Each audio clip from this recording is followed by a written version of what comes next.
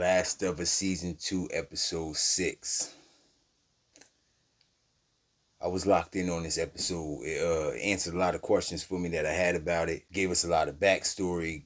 Made some good points. Some of the flashback scenes was gold. Anytime you do backstory in a movie or a TV series, video game, when you give us some backstory, that's always gold in there. They stuck to that with this episode, and I kind of appreciated that. I know the fans appreciated it because everybody don't play the video game. Everybody don't play video games. So a lot of times when I do these reviews, I do it just from the TV show perspective. And I might bring up points of the game, but I never try to compare it to the game as far as they should have did this and should have did that. Because I understand that the TV shows are made completely different than the games. And it's the same thing when they do movies based on comics. They're not just going to completely do it word for word or, completely do it scene for scene. It's going to be different. 1983, it started us off Austin, Texas, 1983. And this is Joel and Tommy's childhood. We'll start off with Tommy and Joel as kids. And Tommy was scared to death because something he did, and he was afraid that his father was going to hit him. And Joel promised Tommy that he wouldn't let his father put his hands on him no more. Joel and his father get into this conversation of, Joel is telling him, I'm standing up to you. It's not going to happen. So instead of his dad blacking out, which he usually do, snap out and start hitting him, he sat down and explained to Joel the reason why he might have this trait. And he explained to Joel that he was beaten on by their grandfather in a more extreme way than what they think they being beat on. Now, at this point, it really don't make no difference. It was a dumb excuse because either way it's no better. They both swinging on people in their household constantly. But he was just trying to explain to him, I come from something way harder than what y'all used to. Try to bear with me. I'm a little less worse than him. Maybe you'll be a little less worse than me. And I think Joel took that as to me, he was telling Joel, I think you're going to be a better man. Just try to be a better man and a better father than what I am.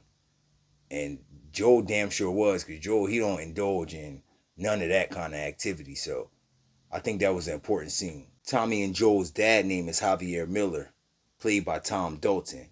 Young Joel and young Tommy was played by Andrew Diaz and David Miranda. All right, then it jumped back to current times, and we get to see Joel back alive during his days in Tommy's town, in the community that Tommy and them got before his tragic end.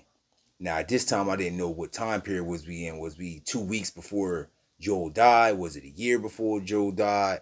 But they took it all the way back. It expanded all the way back, and we got to see, him and Ellie's interactions throughout the years leading up to, the encounter between him and Abby. He walking into a bar to talk to this guy. He ended up being a cool dude. Remember, this is a dystopian world, so it's hard to come by some stuff. You can't just go to the grocery store and buy eggs and buy juice. You actually got to come across somebody. If you're not growing your own food, you got to encounter somebody who may have connections to get this stuff. So we traded him off a bunch of Lego toys for some cake mix.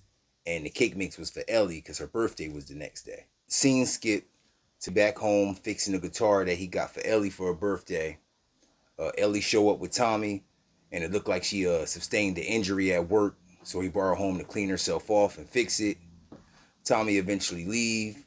The day skip, and it's Ellie's birthday. She come downstairs, and Joel got a surprise cake for her. They head out.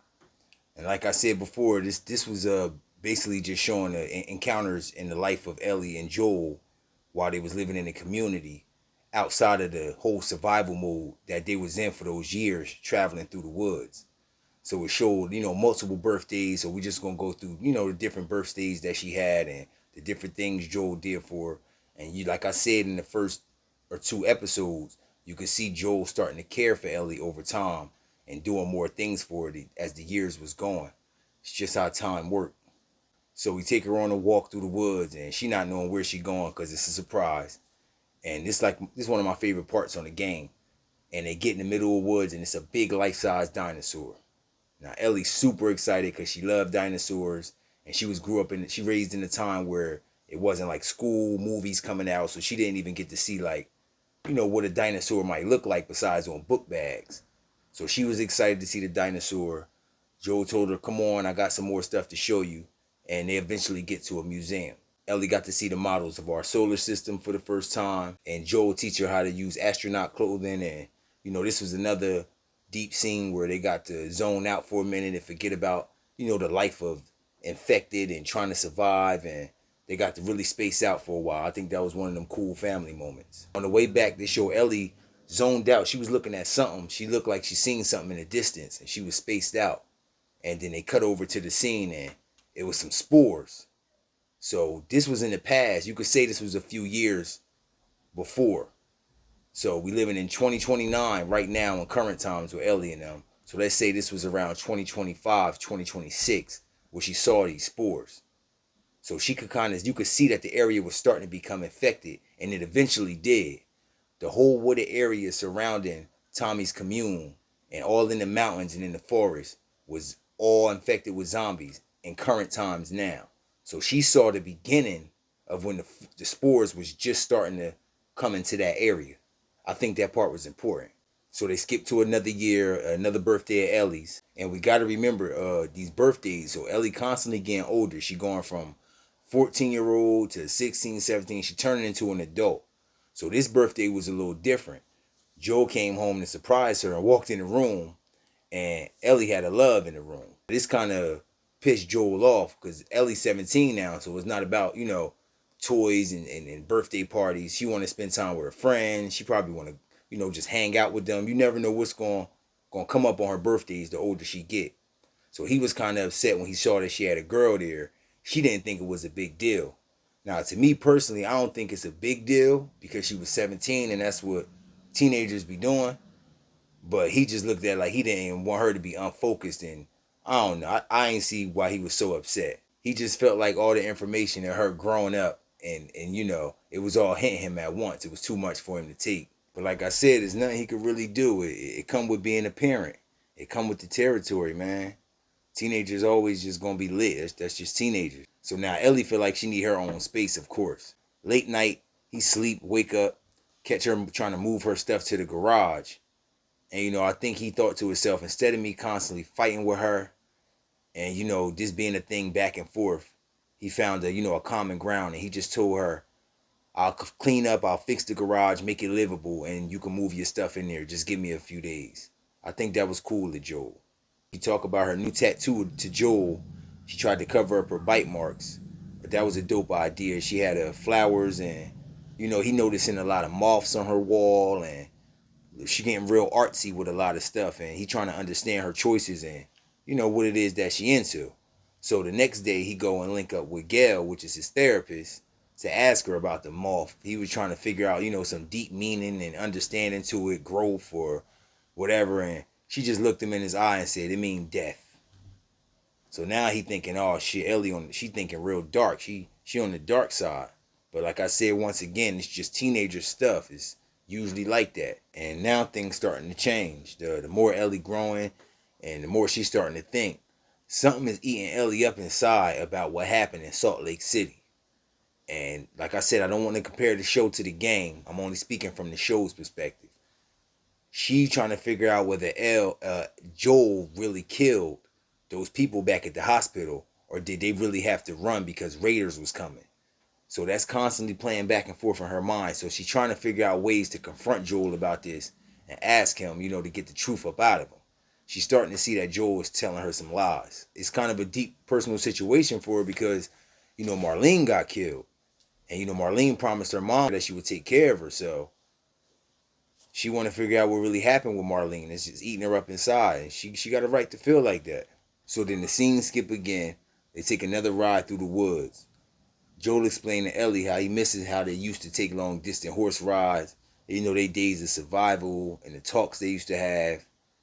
And at the same time, Ellie, she can't help but think about what's going on and what happened in SLC. So while he, pouring his heart out saying, I miss the rides we used to take, and I miss the talks we used to have, she just sitting back there getting more angry, like, when you gonna start being honest with me? When I'm gonna start finding out some truth about what happened back in Salt Lake City. So she just ignored him. They get an emergency transmission through the walkie-talkie that something going on. They decide to get on foot and move closer towards the area where they got the call to. And they end up finding it an area full of infected, and they also find Eugene. Now, Eugene an important character because Eugene is the husband of Joel's therapist, Gail. Now remember back when I told you that Gail was always bringing up her husband that she missed. In this flashback scene, we get to see her husband, and it kind of looked like her husband was outnumbered by infected, and they got chased into this small area in the woods. And by the looks of it, it looked like he got bit. Eugene is played by Joe Pantoliano, mostly known as the captain and the police figure in the movie Bad Boys, the Bad Boys franchise. He was the captain that was always screaming at Will Smith and Martin Lawrence being a pain in their ass and all of that. But his ass got bit, and all he wanted to do was say his last words to Gail. They had an hour before the infected was going to get into his bloodstream and transform him. But Joe, I guess he didn't want to take the chance or just deal with it. And I think that was crazy when I thought about it, because Ellie was taking the precautions so they could take him back to the town to see Gail. And while she was doing that, Joel just walked him over to the beach and shot him. At this point, when Ellie came back and seen that Joel had shot Eugene, I think she was at her last. She had reached the boiling point. She was really ready to expose Joel after that. I think she had seen enough, and she still didn't get answers from what she had questions for. And seeing him do that just confirmed that he do sneaky stuff and do to kill people, behind the scenes on the low for no reason. And she was ready to expose him. So they wrapped his body up and take it back to town. On the way back to town, Joel telling Ellie to go along with whatever story it is that he want to tell the people. And Ellie can't even listen to what he's saying, because she's just getting more and more infuriated, more and more angry the longer it take for them to ride back. When they get back, Joel tell Gail that Eugene was bitten and there wasn't nothing they can do to save him, and they really tried. He actually told Gail and Tommy that. But Ellie wasn't going along with it. Ellie had enough. So Ellie came out and told them he shot Eugene in cold blood. He actually gave him a promise, and then he lied. And if I was Joel right here at this point, I would have thought to myself, all right, it's time for me to stop doing this. It's getting too crazy. She getting older. She trying to move right. And every time I keep doing this, it's driving me and her further apart. Every time I'm not doing things the right way. So I think if Joel didn't see that this is a moment to wake up, that something bad was going to happen. So after she explained to Gail and them that Joel lied, Gail ended up slapping Joel and walking off. And Ellie walked right off from him and told him, I told you I was done. So after that, it skipped another 9 months. It's Christmas time. Santa Claus is here. Big New Year's festival they having at the community center over at the tavern. Now, Tommy brought the family out, and everybody just vibing. It seemed like it's a good vibe. Now, this is the same scene that we saw on episode 1 when Ellie and Dina was dancing and that guy got in the middle of it. This the same scene, just from different perspectives and different, point of views. Now we get to see it from Joel's point of view at the party, and he was zoned out on Ellie the whole time. And I think he was just to a point where he just wanted to patch things up with Ellie. I think in his mind he knew that the back and forth with him and her was going too far. He needed to check himself because his lies was going too far. He was catching bodies and telling her that he wasn't. And he just wanted to patch stuff up with her at that moment. So basically we get to see the same thing that happened on episode 1 with her and Dina dancing, the guy getting in the middle of it, Joel pushing him down, Ellie cussing him out, and dipping from the party. That scene passed, Joel go back home, Ellie come home, and they get to sit back and chop it up. And I think at this moment he took this time to talk to her to kill whatever tension that might have been hindering their friendship. Ellie told him he was an asshole and a liar for doing what he did. Told him that she wanted to ask him something personal, and that this was the last time, if Joel lied, that she was completely done with Joel. And she looked him in his eyes and asked him about Salt Lake City. She asked him about the doctors. She asked him, was it Raiders?